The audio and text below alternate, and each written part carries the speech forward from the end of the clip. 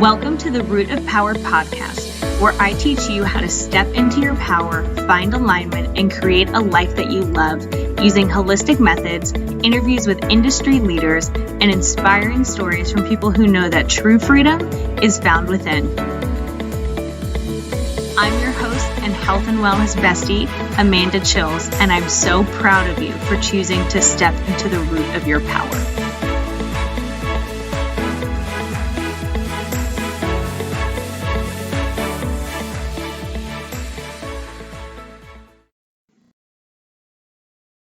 Okay, here we go. All right, Sarah, hello. Good morning, afternoon, although afternoon for me, yeah. Afternoon for you. Let me turn this up. So if you would, just give us a little introduction into who you are. Sure. So I'm Sarah Davies. I am across the pond in England. I am most known, I guess, for being a weightlifter. So I compete in Olympic weightlifting for Great Britain, and I am currently in the process of qualifying for the Olympic Games, which are obviously supposed to be happening like right now. But instead of being in Tokyo, I am sat at home, and the games have been delayed until next year. So things are a little bit kind of unsettled and uncertain, but we're kind of rolling with it and progressing as we go. So, yeah. So just to start, how are the qualifyings different now since you are not having competitions?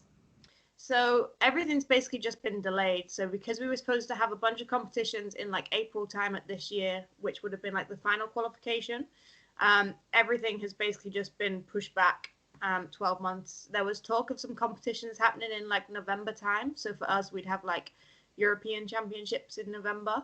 But all the other continentals like Pan Ams and Asians have put their qualifiers in April. So I think we'll just get moved back until April time as well, which is better for us because it means we're then in line with everybody else in the world. So sure.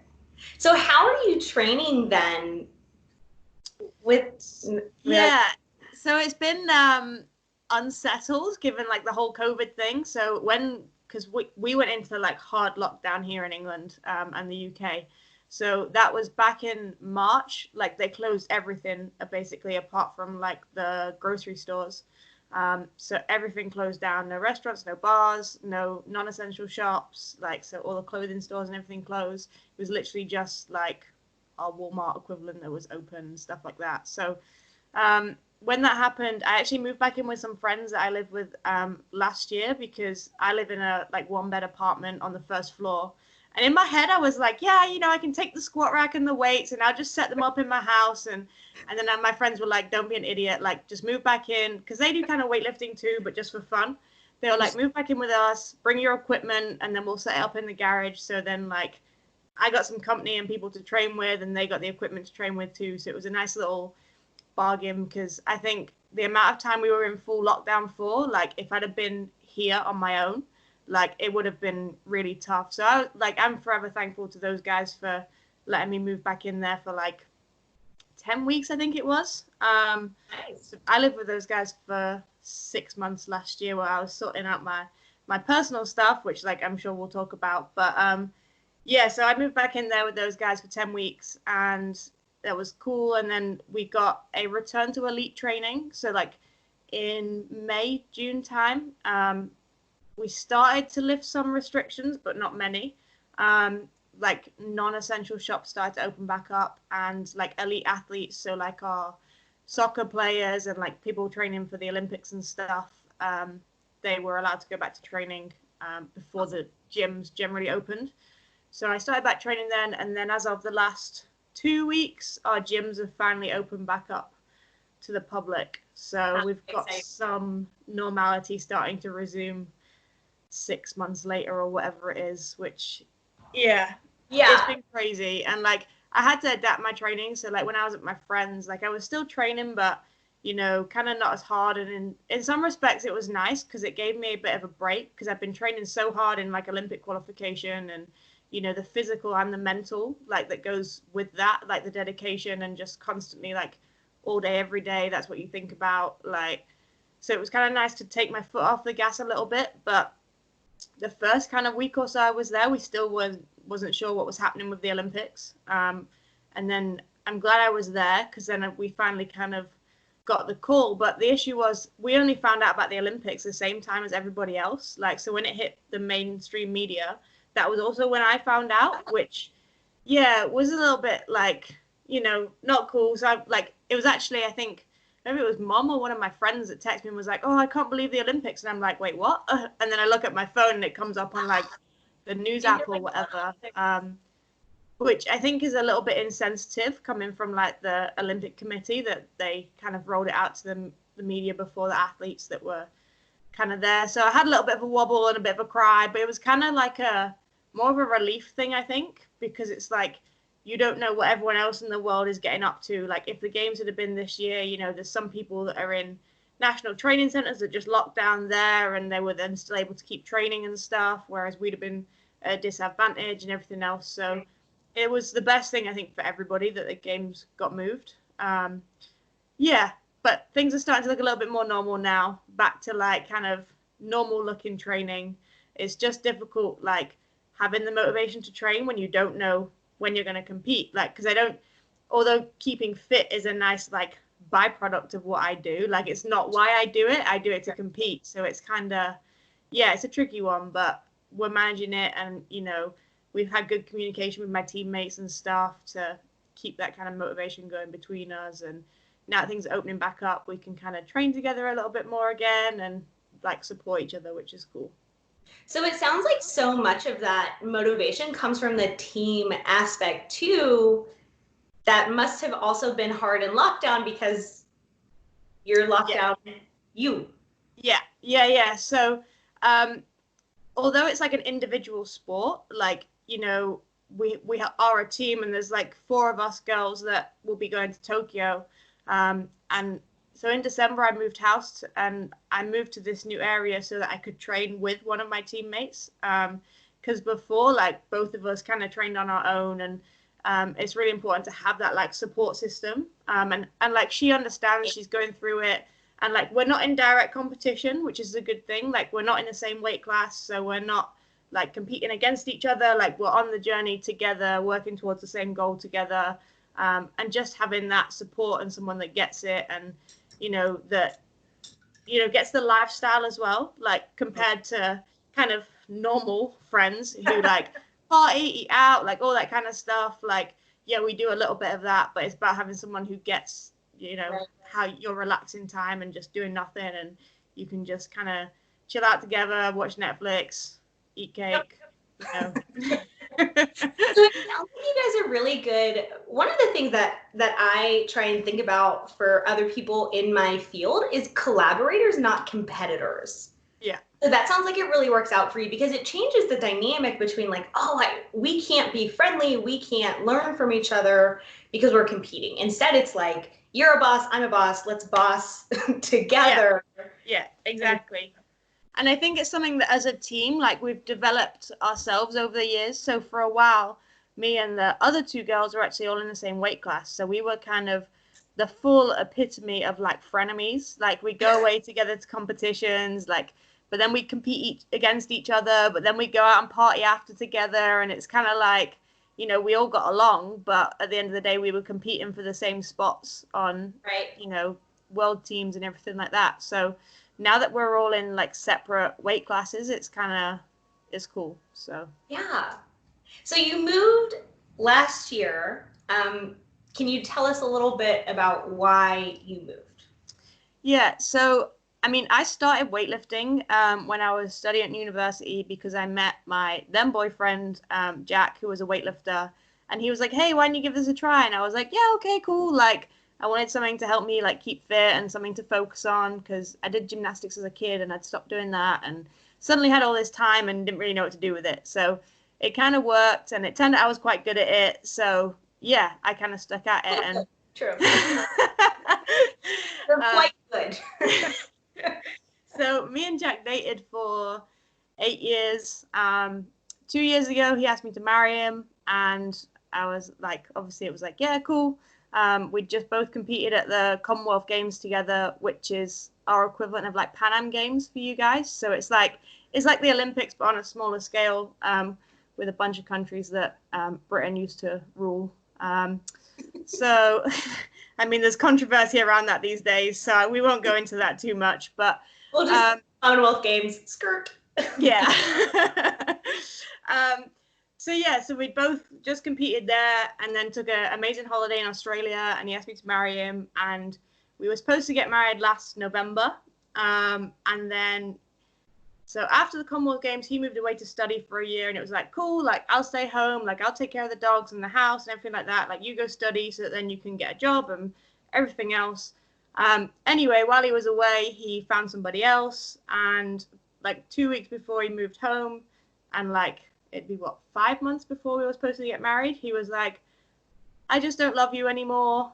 And I was like, oh, okay. And then anyway, after a lot of back and forth, it then transpired that he'd found somebody else, which obviously, like, and that was, he told me that 10 days before our British Championships, which was an Olympic qualifying event. And which is the worst timing I think I've ever heard of. Yeah, and like, he's an athlete too, so he should have like understood, and like, he wasn't competing there because he was injured, but even so, like, you know, you should know better. Yeah. And my mom had just been diagnosed with cancer again for the second time, like, you know, a couple of weeks before that. So yeah, he picked his timing. And then I remember at the time he was like, yeah, but there's never a good time. There's always a competition, or your mom's always ill. And I was like, the last time mom was ill was 7 years ago, so don't give me that BS. Yeah, that's also a super big lack of empathy there, bud. Yeah, definitely he doesn't have any empathy. Definitely a long way along that spectrum. Struggle empathy, clearly. Yeah. So, so I was 10 days out from an Olympic qualifying event, and then the athlete in me fully took over. Like, I didn't process any of those emotions until after that competition. And like, even he was still at the competition, and I was just kind of like numb to him, and was just kind of speaking to him like he was like still a friend, but like, you know, that kind of like intimacy had been taken away, and like, we were cool, chill with each other. And I somehow still managed to pull out a personal best and a British record. Mum turned up to watch like 3 days out. Quite good at lifting, you know. Yeah. Mum turned up, so she knew everything was going on. She just had a full hysterectomy like 4 days earlier. I'm like, why are you here? Like, you should be in a hospital bed. Her baby needs her. Exactly. You go, Mom. So, yeah, did the British. And then a week later, we were due to go on holiday, me and Jack, with some of our friends, actually to his parents' place out in Spain. And once his parents found out, which I had to tell them because he didn't have the balls to tell them himself. And he was scared to go see his parents because he thought his dad would beat him up, which, fair. Which he have deserved, I'm just saying. Yep. And his parents were really sweet, and they still are with me even now. So me and Jack were supposed to go like for 10 days, and our friends were going to go for a week or whatever. But his dad changed all the flights, and he booked me onto like a flight with my friends so that we could all go out together. And it wasn't until I was there that I kind of really started to like process that emotion and like fully hit like the heartbreak diet, because into the British Championships, like, I knew I had to be fueling my body. I knew I had to be doing everything to give myself the best chance of keeping my Olympic spot, basically. So the athlete in me took over on that. And then once that was done, and like the next competition we would have had was like 3-4 months later, so that there was no major pressure straight away. And that's when like the wheels fell off. And like, I just ended up getting really skinny and everything else. But in that time, Lance slid into my DMs and said hello, which was kind of one of those things that at the time I was like, this is a cool distraction, but, you know, didn't expect anything of it. And then I was kind of like, I need to get my head back in the weightlifting game. Like, after my wheels fell off, I was like, oh, I know some people in North Carolina. I'm going to send them a message and see if I can go train at their gym. And then that's when I ended up coming to visit you guys too. So yeah, I then booked myself on a flight to the States for 5-6 weeks, whatever it was. to get myself back on track and to gain some body weight again. And if you need to gain body weight, like, America's the place to do it.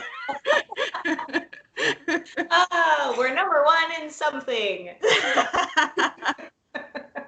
So that's so true. There's something, there's a couple things I want to do with that. One, it is wild to hear about you just like hopping to other countries from someone in the US, because I can literally hop on a plane for 7 hours and still be in the US. Like, I'm still in the United States. I'm just in Nevada now. And I'm not even at the end of the US, just I'm like 3/4 of the way there. So that's insane. They're like, oh, I just popped on over to Spain. Like, what? That is so cool. Yeah, so that's like a 2-hour flight for us. You could drive pretty much the length of the British Isles in 7 hours without the traffic. If I drive 7 hours, I'm not even down to the bottom of Florida. Like, I'm in Orlando if I drive south, which is still like 6 hours. So that's wild to me. The other thing is what you said about really like shutting down when you got the news is so common, because if you don't, like, side trauma note for everyone listening, since this is mental health, when you don't have the ability or the space to process something, you don't. Your brain does this awesome thing where it protects you, and it's like, whoop, this does not exist. It's not going to exist. Nope. That's basically what it does. And then when you have the time to process it, sometimes it can hit harder, and it usually does, because you didn't get that initial flow of processing to kind of like release that pressure valve. So it just hits you like a ton of bricks. So thank goodness that you had the space to do it, because had you had back-to-back competitions, I mean, who knows? It may have been the same.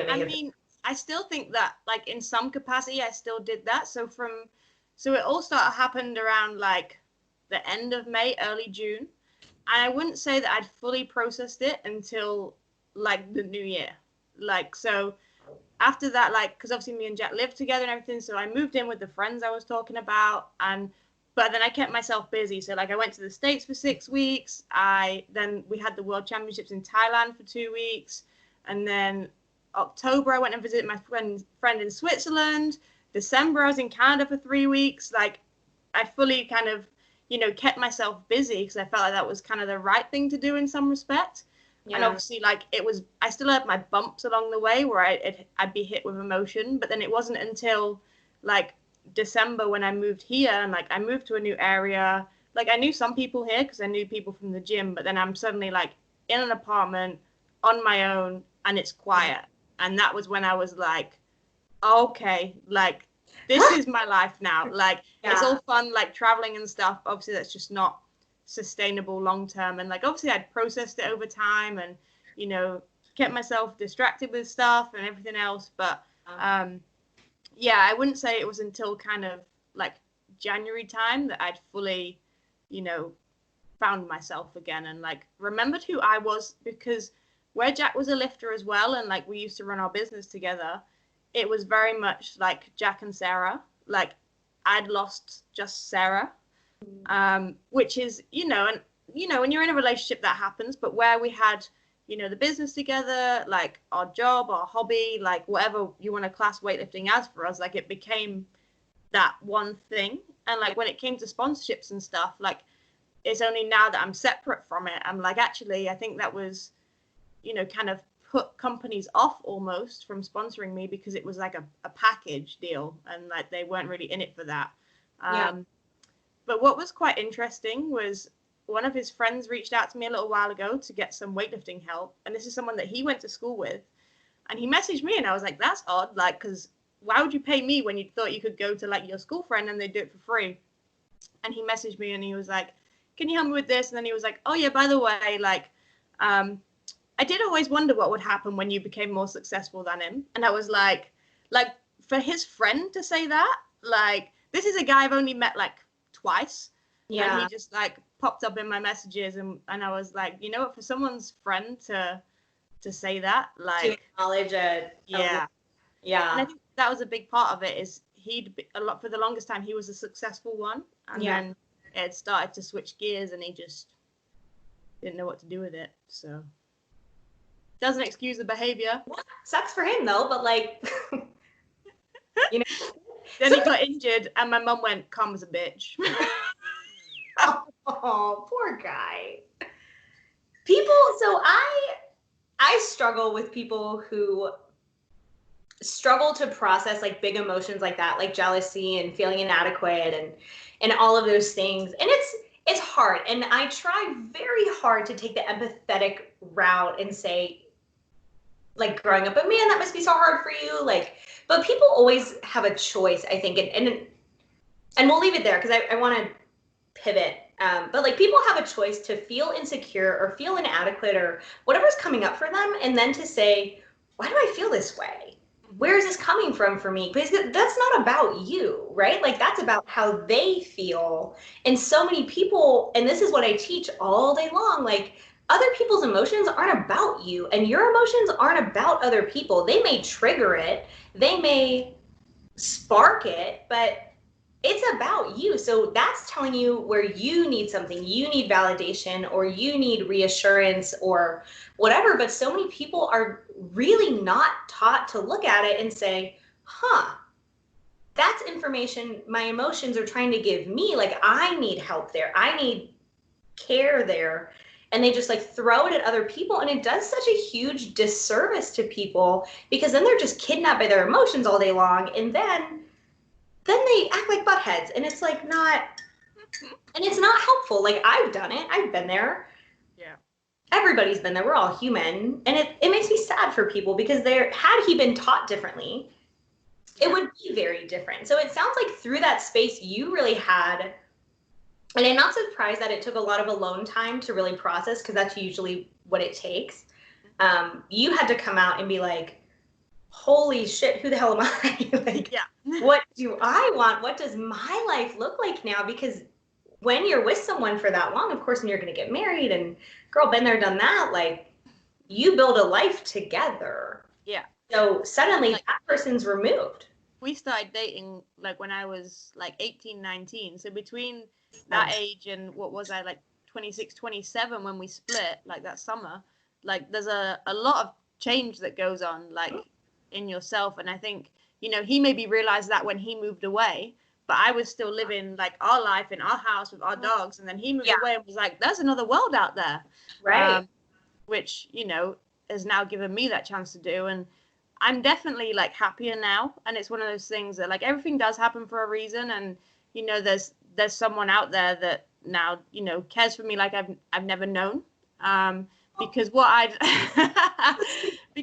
known before, like that was all I'd known pretty much, like my only real serious relationship, and for a very long time. So that's what you think is real, and then you go, actually, like there is like that whole fairy tale thing out there, like that someone is gonna put you first. And although like Jack and I had, we were both weightlifters, we were both working towards the same goal, like where he'd always done it and then I picked it up, like he always came first. So although we were working towards the same things, it was all very much like him and his injuries and like everything else, and what he wanted to do came before like what I wanted to do. Whereas now I've got someone who's like, what do you need me to do? Like, I'll do it, like whatever else. So do you find you're actually lifting better now?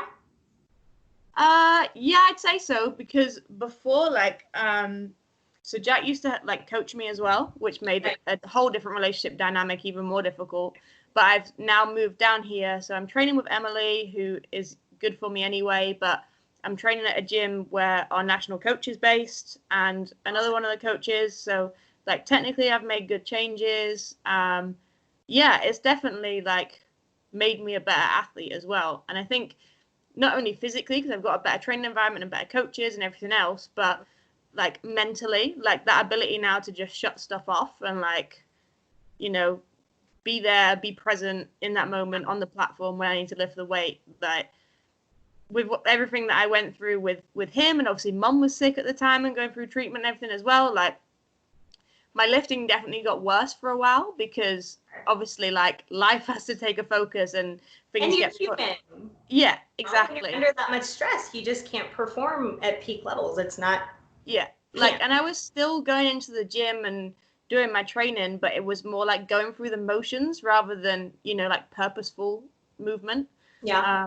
But yeah, I've definitely come out of the other side of it, like physically and mentally a better athlete, which is which is cool. So when I go boss it at the Olympics, I'll be like, thanks, Jack.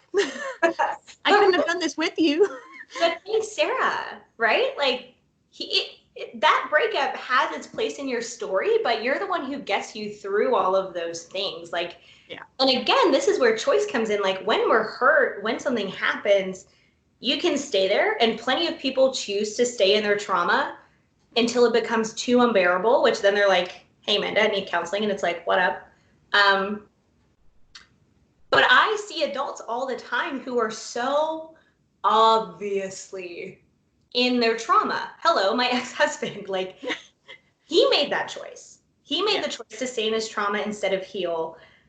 And lots of other adults do that too. And it's always a choice because healing is hard. Like, girl, we're going to talk about that in 5 seconds. Like what it takes to get yourself through all of that pain and on the other side of it is not easy. But also staying in that trauma space is so hard. So like, dude, hell yeah, you for like choosing to do it. That's awesome. And it sounds like part of what helped you was your mom showing up for you like 4 days after a hysterectomy, like put your mom on that Olympic stage. Oh, that's crazy. And that you had this kind of built-in support system, because I'm sure you may have lost some people from the weightlifting world. I don't know, but maybe others were like, oh, come, we still want to connect. The thing that was most surprising is obviously like it was his world before it was my world. Like he'd been lifting a lot longer than me, and therefore he had a much longer time connection with a lot of people in the weightlifting world. But when it all transpired, it was surprising how many people not like took my side, but people who were there for me and like kept ringing to check on me. Like some of the like proper old school coaches that like are based down in London, which is where he's from. Like they were calling me every week, like, hey, how you doing? And then like even when I was out in the States, they were like texting me to check on me and everything else. And that was kind of surprising. And then the thing that, and Emily, the girl I train with now, she was saying, like, when it all happened, she was like, you'll be surprised now how many people who before you weren't really sure what they thought of you are actually like on your team, because it was actually him that they weren't kind of sure about. And then, I kind of got pulled into that with it. So yeah, I mean, I've been really, really fortunate that, I've kept the biggest part and potentially even like grown my support system. Because like I said, I came out to the States and, I had connections there that have now become like friendships there and stuff. So yeah, it's, it's a big thing that I've actually managed to grow that. And I feel like it is my world. Whereas I think before I always felt like I was a little bit in his shadow. Whereas now, like, I feel like I have earned my spot in that thing. Like, obviously it always was, but I never saw it. Whereas it actually allowed me to see, like, I am this top athlete and I do belong in this world, and it is my world. You're good at it. I think, like, and again, that wasn't about him. You felt inadequate. You felt like you didn't belong. And sometimes the universe gives us what we need, but in like really painful ways. And you're like, ugh. Like I had proper like imposter syndrome before, like girl preach. Yeah. So which is wild because you have been a top athlete for a number of years, right? Yeah. So hello, like PSA to everyone. Public service announcement. That's what that means. To everyone who like feels a little bit of imposter syndrome. Sarah does too, and she's a total badass. Like, welcome to just life. And I do too, right? So it took me 2 months to ask someone to like interview on my podcast, and girl, bless you for saying yes. I appreciate you. When I see you in person, whatever you want, I'll just give it to you. Within reason, don't get crazy. But like, it took me months to be like, who the hell is gonna listen to me? Like, they'll listen to you. You're, Britain's top, like, you do that, you do the beauty pageants, you're like freaking awesome. And then I was like, first of all, maybe everyone will hate you, but like, other people do podcasts. So you can probably do a podcast. And it's like, other people lift, other people follow their dreams. The only difference is they were like, well, if I look stupid, I look stupid. And it's fine. So, yeah. Like, I get messages from people like, I don't know how you do what you do. And I'm like, I started lifting the little weights too. Like, You know, it's just that progression. Like, and people are always like, I can't believe you replied. They're like, I can't believe you replied to your message. And I'm like, of course I replied. Like, I'm a human being. You know what? Honestly, I still think that too, though. Sometimes I message Instagrammers, I'm like, you're so dope, whatever. And they'll message back, and I'm just like, I'm famous. But that's the thing. I'm like, if I message somebody, like, I'd expect a reply. Like, it's just like if you walk past someone in the street and say, hey, how you doing? Like, you expect a reply. Like, you know, I don't know. I was brought up with good manners. Yeah. Unless you're in New York City, then we don't speak. Yeah, London's the same. So that's actually something I had to get used to in North Carolina is like strangers will talk to you. Yeah. Bizarre. So I'd be at the grocery store and people would say hi, and I'm like, I don't know you. Don't talk to me. But then I'm like, oh, it's like a weird Southern thing that you people do. Yeah. So. See, in here it's the North. Like, everyone in the North is friendly. Yeah. Like a switch of you guys. Oh. Yeah. Funny. And you guys have like cows and stuff, kind of like the South here. Yeah. Yeah. I like it. Lots of cows. We actually have one cow right now that belongs to someone else that just hangs out with our horses all day long. She just like refuses to go back home.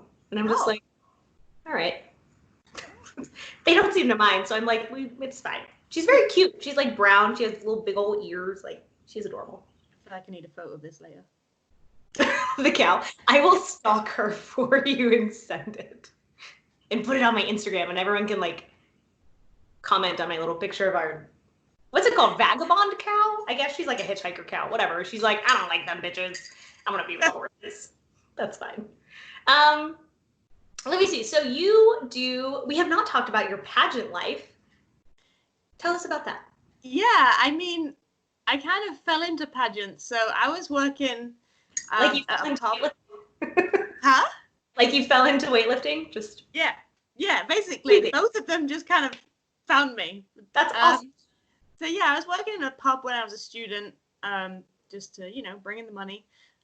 It's very English, isn't it? When I said pub, then I realized that's not really a thing for you guys, but it's a bar, guys.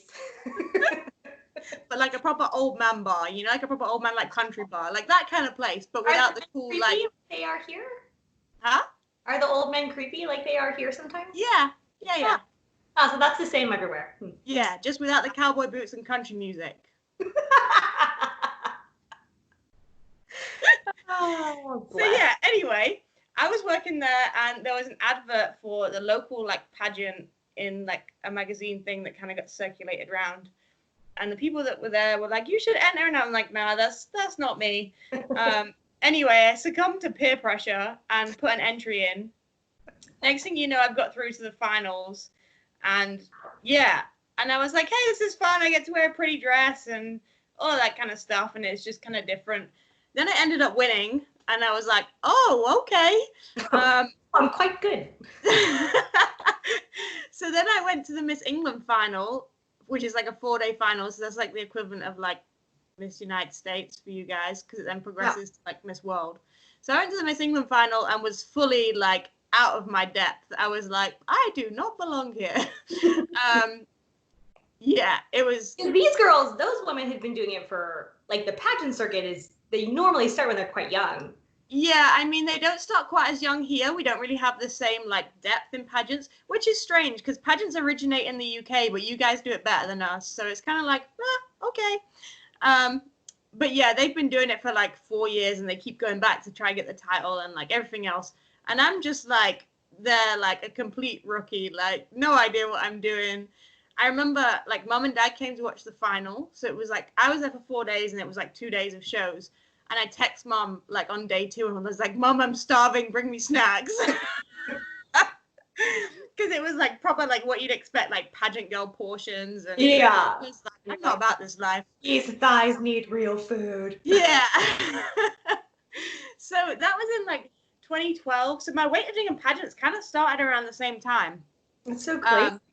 Yeah. So did you hire a coach? You had a pageant coach as well? No. So pageant coaches really have only become like a thing here in the last like 2-3 years. Like we've started kind of emulating what you guys did. So I was flying by the seam of my pants. Like I did not know what I was in for.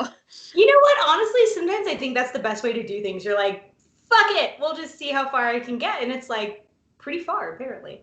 Yeah, so like I went to the Miss England final. Like I didn't place there, but I kind of didn't expect to. Like I had, my dress wasn't really like a pageant kind of dress. Like I thought it was a cool dress, but then you get there and you're like, everyone else is wearing a different kind of dress. But like, I had short hair at the time, which obviously isn't like pageant hair, like all this kind of stuff. So, so that was that, and I kind of thought like, cool, I've done a Miss England final, like that's gonna be it for me. And then they say you get bitten by the pageant bug, and I was like, nah. And then I found myself like a year later in another pageant. So yeah, because I kind of realized that, before I had the stereotypical view of pageants, and it's like pretty girls, and they just walk around in dresses, and there's not much else to it. But I kind of realized that it made a cool platform for me to put myself out there as a role model. Because when I did gymnastics as a kid, like I was bullied in high school for being muscly because, I mean, I had like an 8-pack and pecs at like 12 years old, which isn't normal as a girl. And obviously, if you do something that's slightly not normal as a kid in high school, then, it's picked on, which. So I was kind of like, you know what, I'm musclier now than I've ever been. I'm happier in my body now than I've ever been. Like, I'm going to put myself out there so that, 11, 12-year-old me can, even if I make a difference to one person, like, so, yeah, so I kind of did that. And, it's something cool to do, away from weightlifting, because the way I see it now is like weightlifting is my job. Like, it's no longer my hobby. And pageants kind of give me like a hobby again, and they give their hobby is just winning titles. That's but like it kind of gives me something to like take me away from weightlifting a little bit, and like it put me out of my comfort zone too, because I used to be really bad at small talk, especially with people I had nothing in common with. So like, pageant orientation, you walk into a room of 60 girls who you like, chances of another one of them picking up a weight and doing weightlifting like I do is pretty slim. So like, kind of forcing myself to learn how to make, small talk conversation with new people and become more comfortable, because it used to petrify me walking into orientation. But like, I was like, you know what, this scares me. That means I got to keep doing it so that, I become more comfortable doing it. Please put that on the shirt, 100%. If it scares you, I just read that. Oh, I need to remember where I read things, but my ADHD brain doesn't work all the time. If it scares you, it's a calling. It's the right thing to step into, because you wouldn't be scared if it was in your comfort zone. Yeah, exactly. And the more you grow, the more your comfort zone grows. And then the more like, girl, hell yes. Sorry, keep going. Yeah. And obviously, like, I look different to all these pageant girls too. Like, they're all like really nice and slim or whatever. And I've got these like biceps sticking out of my dress. Like, or like, wait, I'll rip you in half. Get out of here. I'm in orientation, like not even 10 minutes. And someone will have said something about my butt. Like, they're like, how do I get a butt like yours? Or can I just say your butt's really nice? Weirdest one. And this is from another, like, female pageant girl. She's like, can I touch your butt? I was like, yeah. Absolutely. Sure. You know what's so funny is I'm one of those people that likes to touch. So I touch clothes a lot. So I would be that weird girl, and I'd be like, can I touch the butt? And I touch the butt. And then they would be weirded out like you. So I'm glad there's other weirdos like me that are touch the butt. My butt has basically become an icebreaker now. So now I'm like, yeah, okay, cool. Like, whatever. Why not? Pageant girls are hardcore. Like, they support causes. They do work in the community. They're like, and I love that you kind of have a dichotomy between something very traditionally masculine that now, thank God, more women are getting, because there's always been women, but like a lot more women being recognized as top athletes, as weightlifters, which you know better than I do, and doing something so traditionally feminine. Like, I love that you're just on totally end of the spectrum, and then like in real life, you're kind of in the middle. Yeah, because that's the thing, like, and it became a thing because when it came to like media and sponsor opportunities and stuff, like the two worked really well together, because there's a million other Olympic athletes out there who are doing what I'm doing, but when it comes to advertising for campaigns and stuff, you're not going to find another pageant girl to do it. And it's the same the other way with the pageant stuff. It's like, okay, this girl, like, she's different, like, and she can do something. And at the end of the day, like, pageants are businesses, and as a title holder, you're their number one advertising campaign. Like, that's your job at the end of the day, is to advertise for that business and to make the most of you can in your job role as their queen. So yeah, and like, so I was supposed to compete this summer in Vegas. It was an international pageant, but it's like mainly US based, and there's some international in it. And their whole like philosophy, so it's a Ms division, so it's like 26 and up. So it's for women who have like been married, or they've got kids, or they're just, you know, like me, a bit too old to be a miss.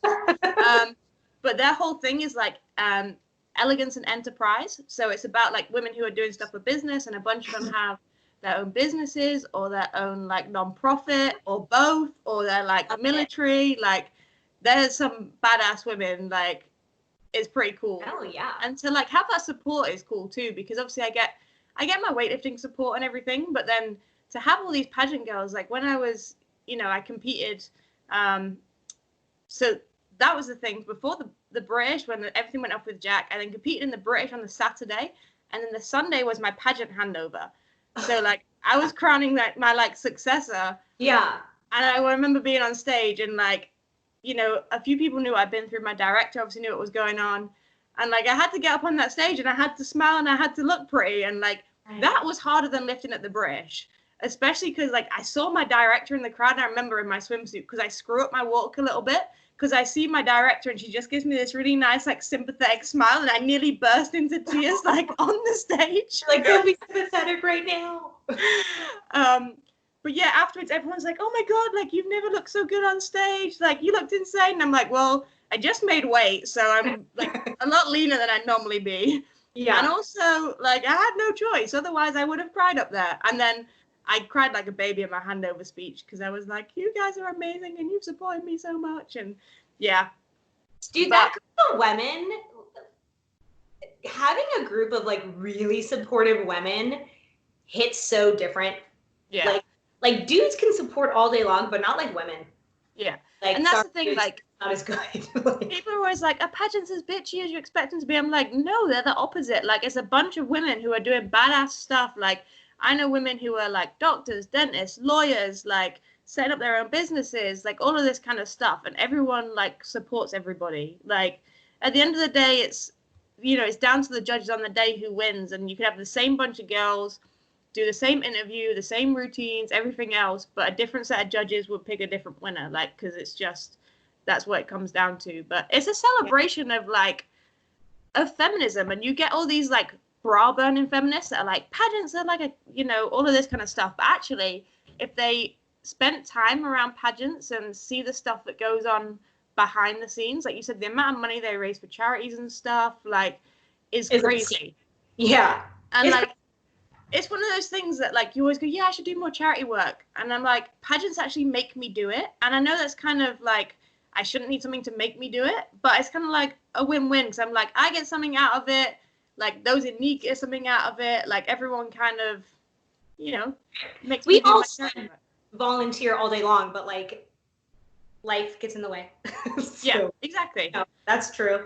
But yeah, dude, that is so dope. So are you a title holder right now? I'm assuming those are all on hold, of course. Yeah, so I am the current international Miss Great Britain. So I was supposed to compete in Vegas last month. I should have done it with my crown on, shouldn't I? Right? Yes.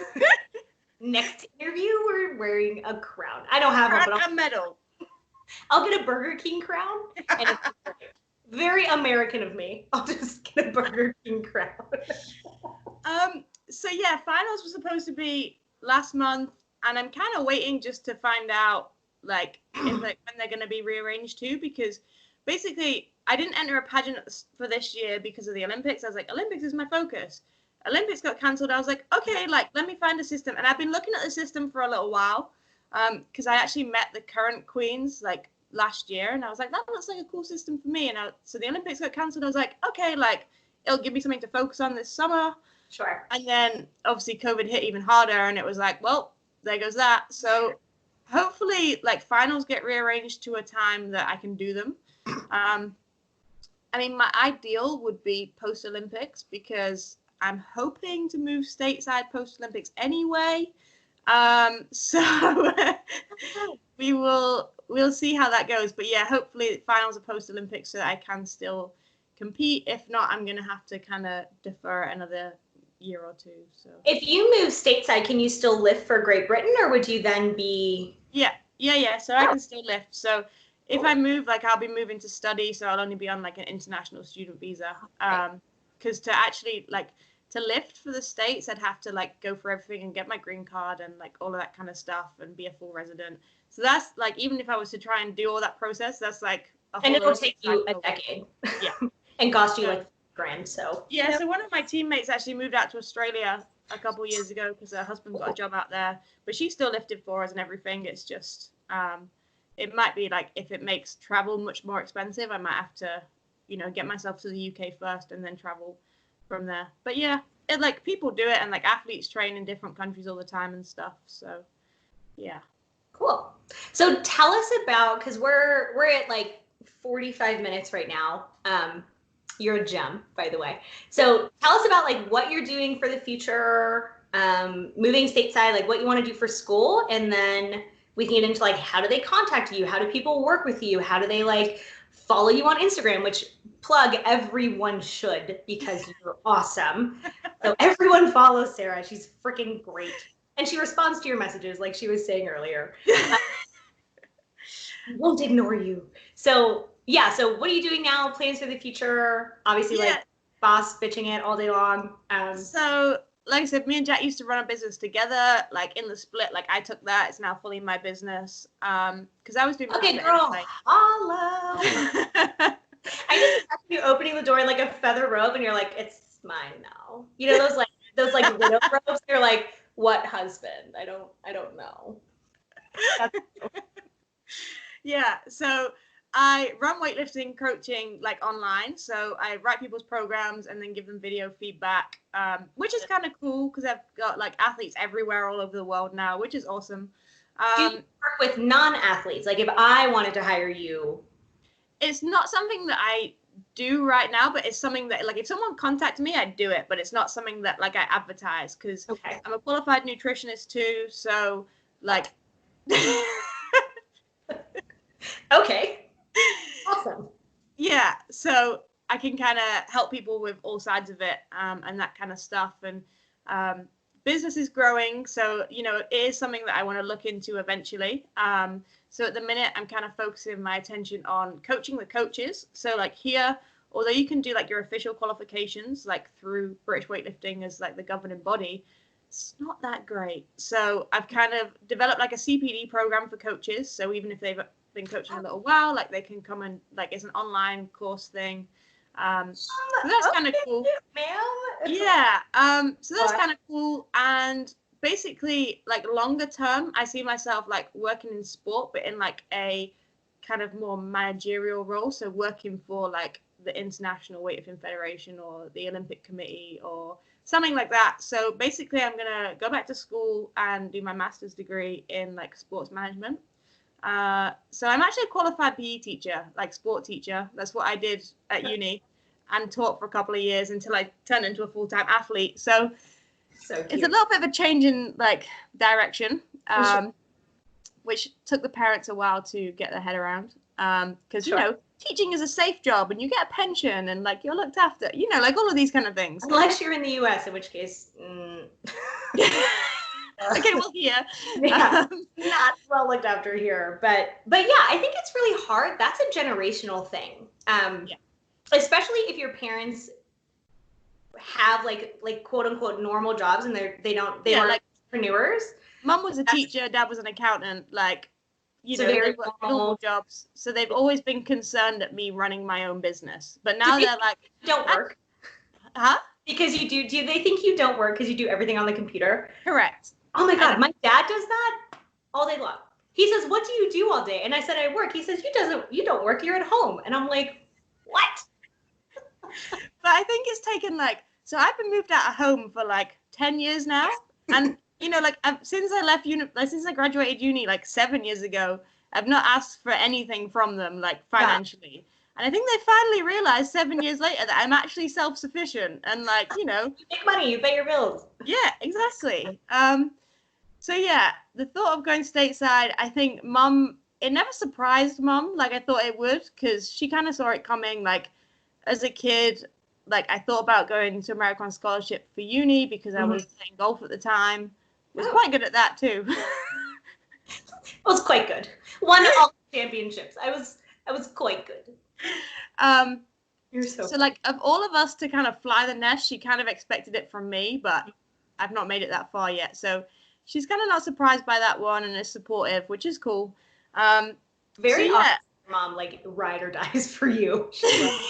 F my uterus, I'm going to watch her lift. Get it, Mom. Get it. But yeah, coming stateside would be cool because like you guys, like sport holds a much bigger like place in people's lives than it does here. So like the sponsorship opportunities are greater. Like when I was there last summer, I had a couple of like sponsorship opportunities, and then they realized I wasn't UK, like US based, and they were like, oh, like there's not much we can do if you're based in the UK. And I'm like, okay, kind of get that. I'm there though, I'm doubling my price. So like it would be better for me from that point of view. From a business point of view, it'd be good too. And then also like training wise. So like I said, there's the guys up in North Carolina I can visit. There's some like I'm looking at going to Austin. There's a cool gym down there. Like you know the opportunities. It just seems the right time and the right thing to do. So we're gonna roll with it. It sounds like something that you've really mastered is having like. So I think of it as like when the universe knocks, you enter the door. Obviously, you don't just like I don't want Team Universe. So it sounds like when you get an idea and you're intuitive about it, you're just like, well, this is what we're doing now. Like, this must be right because it's on my heart, which I think so many people ignore. And then they end up leading a life for other people. Because you could listen to your parents. That's a choice and be like, oh, yeah, like, you're right. I should get a safe job and blah, blah, blah. But then your life wouldn't be your own. Yeah. So, girl, hell yeah for you being a testament to being like, no, this is what I want. I may fail. It may not work out, but I feel like it's going to work out. So I'm going to go. Yeah. Like, and that's one thing, like, obviously I've been moving out there to like stay with Lance, my now boyfriend. Am I too old to have a boyfriend? Does he become a partner? Like, what age does that happen? I call them partners because I feel like boyfriend should be your partner. So that's just a term that I use. Plus I like to confuse conservatives where I'm like, my partner, and they're like, should I judge you? And I'm like, so I don't know, should you? Sorry for the conservatives listening. I also love you. But it's a fun game that I play. So I say partner because I'm like, they should be your partner. Like that's what they should do. So that's just what I say. But you do you, boo. But yeah, like he's done a bit of learning recently on like the whole like universe thing. He's like, I want to do this, and he's like, but people think I should do this, and I'm like, well, what do you want to do, and what's gonna make you happy? He's like this, and I'm like, well, do this. Do this. Yeah, I always say like, let people die mad about things. Like literally die mad. I don't care. Like. I don't care. Like I live in North Carolina, right? So when I wanted to move here, people were like, well, why are you going to North Carolina? And I'm like, I don't know. That's just where I want to go there. That's where I want to go. And so I'm going.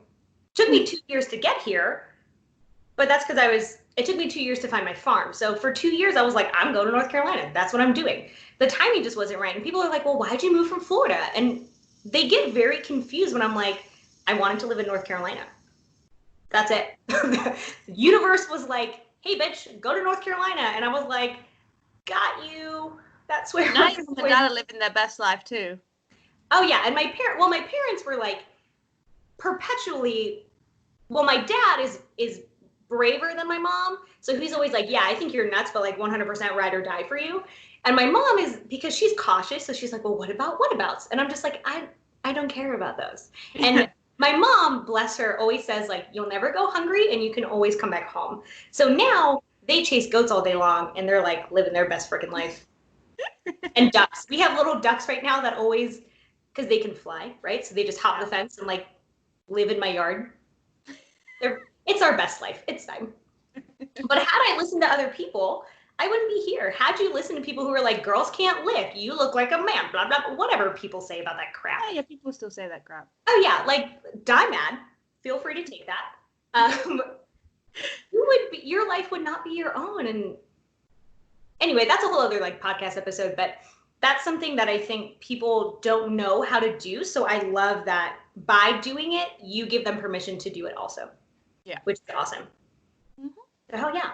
So yeah, I like ran out of things now. And we're at an hour, which if you're still with us, hell yeah.